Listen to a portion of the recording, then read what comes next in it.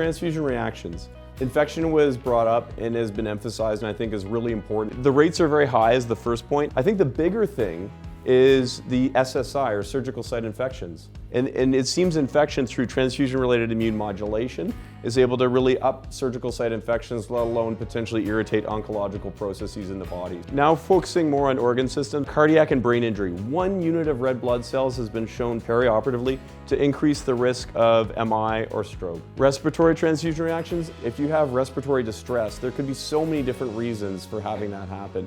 So again, knowing and trying to remember on the radar that it could be a bronchospastic allergic reaction. It could be infectious related with bacterial associated contamination. We have the more classic transfusion associated dyspnea, the gray category between TACO and TRALI. These have been clearly associated with mortality perioperatively and in general. Hemolysis I mentioned a bit, ABO incompatible transfusions. This remains like a major contributor to the hemolysis category, so kind of immune mismatch. Graft versus host, being a hematopoietic or solid organ transplant, very dangerous, not as common gratefully, but very serious.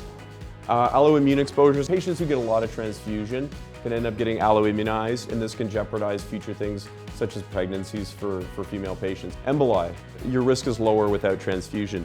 And kind of the culmination of all this badness is transfusion can land you in the intensive care unit with multi-organ failure. Mechanical ventilation. Inappropriate transfusion increases costs and risk and mortality. Vigilance is required. You've got to be careful and be watchful.